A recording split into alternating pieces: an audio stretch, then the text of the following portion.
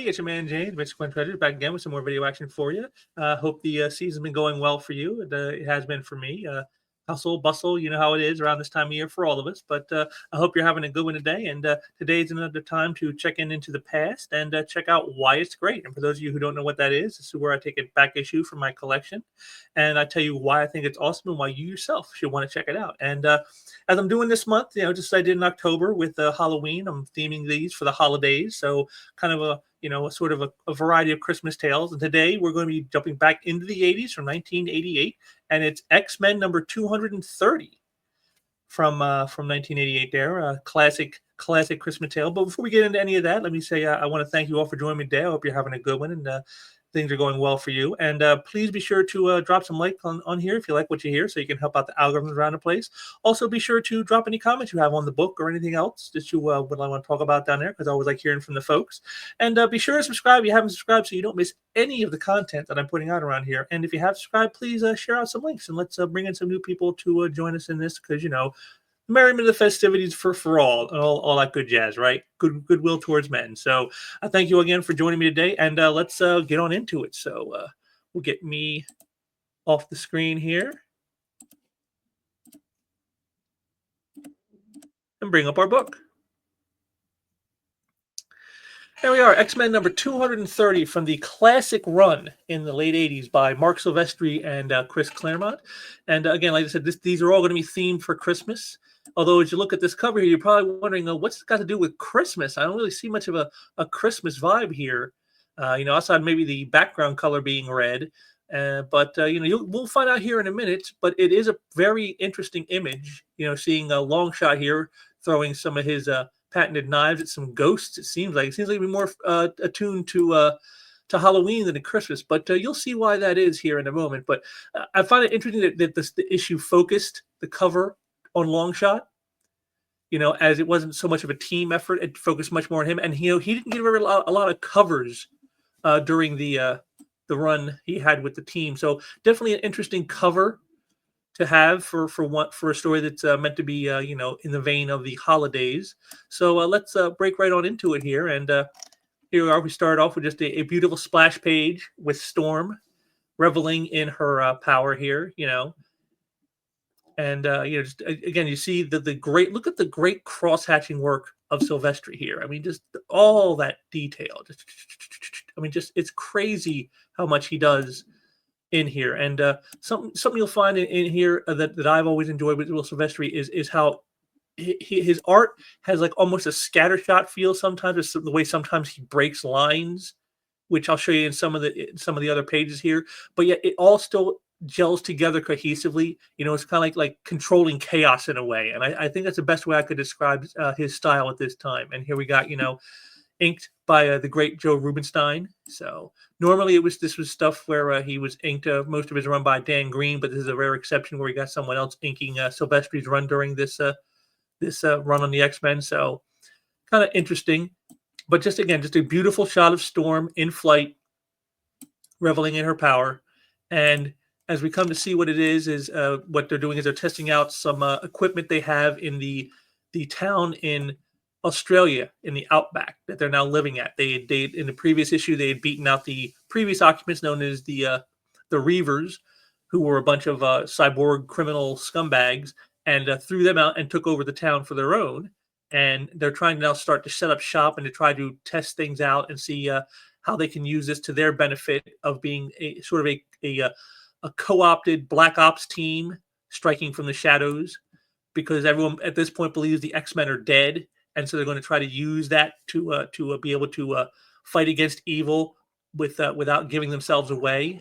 So you see here, you see Madeline Pryor is the one handling all the technical stuff here, and so they decided they're going to try to test this equipment with a little also demonstrations of the powers of the characters, because this is always a fun thing they do, is how they show you who the characters are by the use of their powers. And that's exactly what this next set of pages is going to show you here. See, here's Rogue flying in,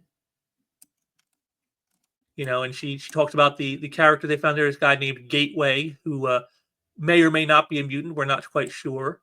And here it is. Havoc comes in. He blasts her, getting her attention. Then, of course, we got Psylocke using her telepathy and telepathic powers. And then, of course, here's the Dazzler with her powers to turn sound into light. And you kind of see here, they showcase each of them using their powers, as they're running this test on seeing how well the security systems in the town operate, for potential intruders and whatnot. And I said this is just a very fun thing they used to do in stories like this, at this time where, like, when you had a team of superpowered characters, you want to see them using their powers. And so this was the way they found to do that is, hey, let's have a little test run and you get to show each character using their powers. And you can see here Rogue is sort of the target, as it were, trying to sneak into town without being noticed, and it doesn't seem to go very well for her, especially here more towards the end. She got Colossus. I love this. As she gets knocked out of the sky by Dazzler, it says, "Forgive me, Rogue. I hope this is not hurt too much," and it just slams her down. She has no leverage. She can't get up, and then here's everyone's favorite Wolverine popping out with the claws. He goes, "Game over, darling. You lose. And if I pop my center claw, you dead." Any comments? Nothing printable. Just I love that. This is like the camaraderie here. They're giving each other jazz, even though they're teammates. I always like that in team dynamic stories like this. And you want to see a little friction between the folks, even if they are on the same side, even if they are fighting for the same cause. Personality conflicts and things of that nature. Someone's attitude versus another person's, and you really get this spotlighted in here. I like that. And so Madeline Pryor, is just saying that the system worked fantastically.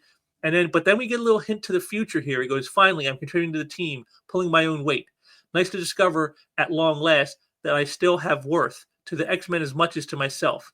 The Marauders may have stolen my baby, but by heaven, no matter how long it takes or what it costs, I mean to get him back and make the swine who stole him pay." And then here we get the little shades of the future. A heartfelt promise. A pity Madeline Pryor doesn't remember that one should always be careful what one wishes for. But that's a story for another day. This is setting up for what we know would happen later is known as Inferno with Madeline Pryor. So this right here is you can say this is like the very beginning moments where we see the first steps towards that. But that's on the back burner for now. As we go into the present, Storm says that that the team did a good job. And again, here's more of that camaraderie stuff. One of these days, short stuff, it's going to be your butt in the dirt. Maybe so, sweetheart. But till then, you buy the beer. Classic moment there. Wolverine always had that camaraderie thing with Nightcrawler when he was part of the team, and it was always the loser buys the beer. Just a nice little callback to that. But the whole team was supposed to be involved in this training exercise, and yet Longshot isn't. And we find out, well, where is he? Well, it turns out he's down in the caverns underneath the city, going into the stronghold where the Reavers kept all their stolen loot, because something has been calling to him from down there. Some of his alien strange powers that he has. And so he goes down there to find out what it is, and this is what he finds. I love this right here, this great double page spread. The Reavers treasure cave, and you see all this treasure, and then also these look like ghosts, and so what's this all about? And and he kind of tells you it's he's that when I touch things, I sometimes feel images from them. It's like Psylocke calls it psychometry. Perhaps by reading the history in this room, I'll find the answer. So he's wondering, what are all these supposed spirits? Why is this stuff calling to him? And we come to find out that it's like the psychic imprint of the previous owners of these items calling to Longshot through his powers, his strange alien powers, because they feel lonely and afraid because they were stolen from those they belong to. And you can see here from this one here, it says, he's shaping of raw metal from raw metal into a thing of beauty, a gift for her whom he loved best in all the world. I was torn cruelly from her, turning joy to heartbreak, tainting that love with desolation. Woe, oh woe! I was all that remained to remind her of that beauty that once was. Why am I not with her? So it's like all the items that they've been stolen, they're the psychic imprint to the previous owners is calling to Longshot because they want to be reunited with the people who actually they belong to. And you can see here, I love this. He's getting overwhelmed by the voices. he says, the voice is so desperate, so lonely, aware only that they are prisoners, poor things, and my power. It's acting like a light in their darkness, drawing them to me. As their psychic cries brought me to them, they must see me as their last hope. But so many voices, so great a need. Please, you're hurting. I can't. It's more than I can bear. And he's just completely overwhelmed with the psychic imprints of all this treasure, all these items that have been taken from their rightful owners. So we go back up to the next day, and we can see that here we are. And they're sort of setting up shop now. They've taken over the city, the town that the Reavers had, and they're trying to make it their own home. And you can see here Dazzler not too impressed with the house cleaning abilities of the Reavers, and then she sees something that just freaks her out. Colossus comes storming in. I love that he storms in like this. He's so broad, he breaks the doorway. I mean, I love that. That's just, see, these like little funny things that they used to do in the books that they don't really do anymore. Stuff like this, him just rushing into her to see what's got her screaming, and he's so big and broad now that he just breaks right through the doorway without even trying. I just think that's hilarious. And so she says there's something under the bed, and of course, it's gross. So there you go. It shows, and then we get the Dazzler moment here. That's it. I hate this. Stuck in the middle of absolutely nowhere in this utter and complete dump with no books to read, TV to watch, music to listen to, and worst of all, no place whatsoever to boogie on Saturday night. This is the end. Do you hear me? I'm through. I'm done. I've had enough. If this is what it means to be a legend, I wish I'd stayed dead. She just can't handle, this life that she now has to lead because the X-Men being believed to be dead, and now they're living in this town that's like out in the middle of nowhere, and they don't have any of the creature comforts that she is so used to living in our modern society. And you can kind of see her Havoc and Wolverine just kind of like smirking about it, thinking it's kind of funny. So Storm decides to try to alleviate some of this by whipping up a storm. And you ask him, Wolvie, what's Storm doing? What's it look like? A little spring cleaning. So she decides to help Dazzler out with trying to clean up the mess a bit. But as you can see here, it works maybe a little too well. She sort of floods out the building to clean it out, and in the process, Colossus saves Dazzler from getting caught in the torrent, but of course it doesn't really work out that well. Better have let me drown, Petey. I feel so slimy. Probably smell worse. Once you wash your costume, me, I'll wash. These rags get burned. Just kind of, again, a little funny moment. So you get a lot of little funny character moments in this story, which is why I think I like it so much. Havoc does duty as trash man, using his powers to turn it all into, as it says, reduces the Reavers leaving to their component atoms, just nothingness. And then, of course, we get a little moment here with Gateway just watching over everything as he always does.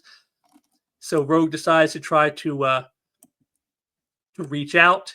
She comes and brings him some food, tries to be friends with him, to befriend him a bit, because as he's sort of the outsider to the group, or actually you could say maybe they're the outsiders to him since he was there at the beginning. It's kind of on how you want to view it.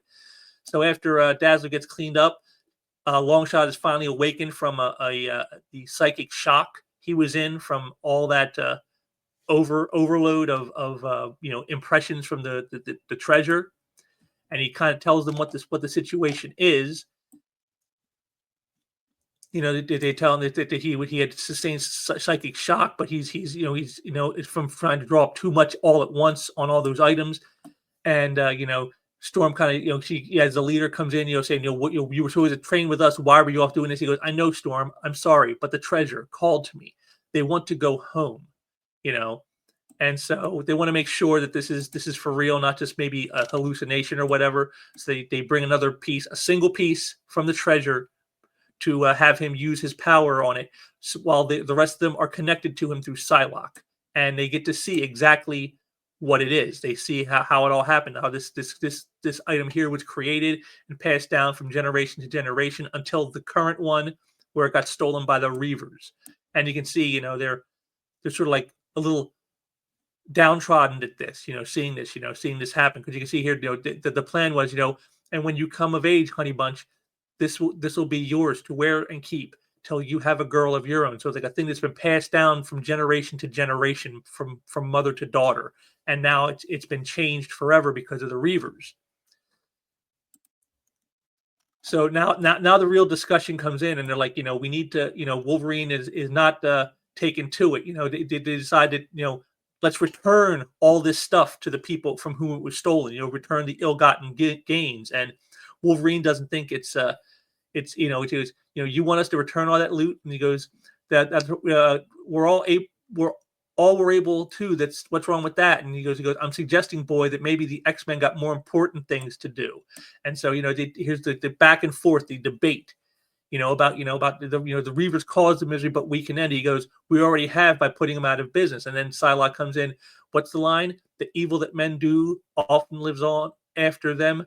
The good is oft interred with their bones. It is simply insufficient to defeat the villains. And then Wolverine, trying to be the pragmatist, comes in. The whole point of dying, I thought, was so we could hit and run without the bad guys looking for us. We lose that element of surprise, we lose everything. But again, Colossus, the conscience of the team, comes in. But Torsovich, if we cast aside our basic human decency, our conscience, do we not lose so much more? And so again, Storm comes in as the leader, and she has she understands his pragmatism, but she's decided we're going to do this because it's necessary. And so they go on to begin the hard process of separating all the treasure, trying to, onto which continents they go, using both Psylocke, Madeline Pryor, and Longshot's powers, and her and Madeline Pryor's technical skills to find out who this stuff belongs to and where it goes. And then they finally get it divvied up into 6 piles, one for each continent. So they're going to then they got to figure out a way to get it back to the people. But there is even plus that 7th for items which possess no resonance and cannot be returned. So there's even stuff that they couldn't find the owners for. And you can see here in that pile, Dazzler sees a little something she likes, and he goes, I'll trade all of it for that bike. And she goes, you like it, darling? Oh, Wolverine, if ever anything in the world was made for me, I hope its owner appreciates what we're giving back. So they move on to the next phase where they're going to try to start to send the stuff out, and then they figure they need Gateway's help to do that, to get them around, and he does so. But even there's always hesitation. Here's Dazzler. We're putting our lives in his hands. How do we know we can trust him? And then, because Allison, what we're doing is right. I got nothing rational to base this on, only my instincts and the look in his eye. But I say we go for it. So off they go. But again, as always, the hesitant one is Dazzler. A better question would be, where the heck are my brains? She's not down with this, even less so than Wolverine. But they start heading out, and you see that they're going around the world to return the stuff.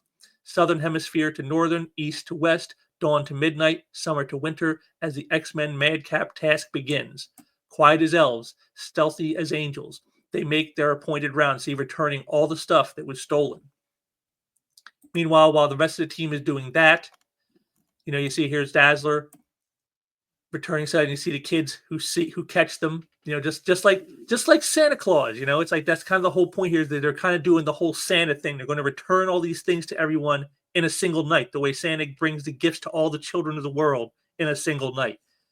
And she even plays into that, you just got to meet one of Santa's special helpers. And so that's what goes on. While all the team is returning stuff, Storm heads back to Salem, New York, where the Xavier School is, and looks in on the New Mutants. And you can see they're not feeling very much in the Christmas spirit themselves, And so, she even says, poor Eliana, I wish I could reveal the truth, but better the pain of this lie than that of mourning another slain teammate. In the meanwhile, I can at least moderate the elements to make this evening a little pleasanter. And so she turns the sort of like sleety type of, rainy snow squall into actual snow. And, as always, it brings about the Christmas spirit. Wolverine sees some of this as well. In Hong Kong, Billy Mao never met a mutant in his life, and he never even knew the X-Men existed till he watched them on TV. He saw them die. And afterwards, nothing for him was quite the same. As far as he's concerned, they're heroes. And he has the means to do, and he means to do his best to ensure their legend never fades. And so, and then of course, here's the necklace we saw, the one that was being passed down. That's also returned. A little touching moment here, a little human moment. And then they finally, they get back and they we did it. He goes, and I bet none of you realize what last night was. Of course, they all do. And then here's like Dazzler's like sort of like Scrooge moment, where she like comes to terms with stuff. That's a bet I don't mind losing. I felt pretty lousy at times because when I joined the X-Men, it was because I really didn't have any choice. But what we did just now, the joy we brought people, I'm glad I was a part of it. It's taking her sort of diva-esque, like, sort of Scrooge mentality and, warming her up to the holidays. And of course, she gets a reward for this is the bike. I mean, how many of us knew that when she saw that bike, she was going to end up with it? And even Wolverine is getting in with the spirit. See right here, asking, Storm asking if it was a waste of time, and he goes, he stands corrected. So, and the story ends with a little bit of Christmas cheer for Rogue and Gateway. She goes up to meet him, thanking him for his help, giving him a gift.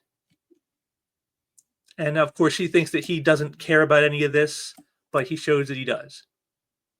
And just a nice little happy ending.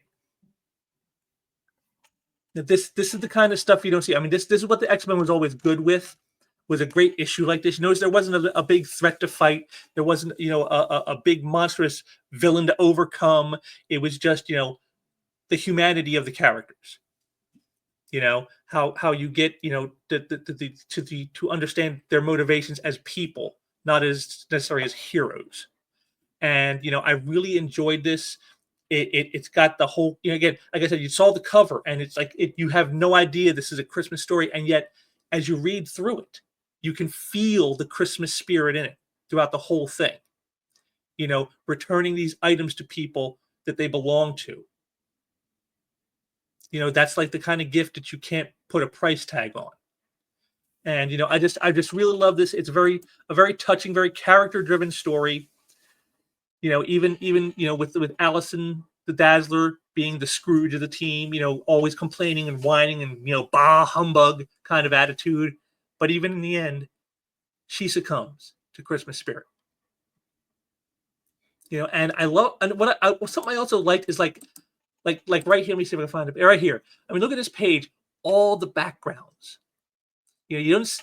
Again, you don't see this anymore. This is something I recently spoke with Dan Lawless with on a live stream. Is he said how like in this older work like this, they really went all out to give you your money's worth art visually. Look at all the background stuff. It's not just a solid color.